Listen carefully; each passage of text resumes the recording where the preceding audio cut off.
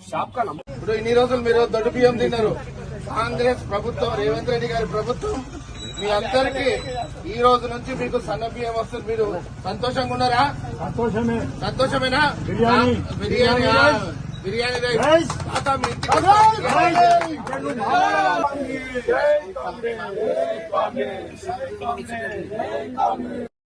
కాంగ్రెస్ ప్రభుత్వం ఇస్తుంది. మంచిగున్నాయా?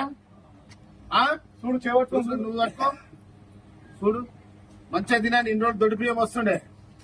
కాంగ్రెస్ పార్టీ సంతోష్ గారి నాయకత్వం. జై కాంగ్రెస్, జై కాంగ్రెస్. రేవంత్ అన్న గారి నాయకత్వం, రేవంత్ రెడ్డి గారి నాయకత్వం.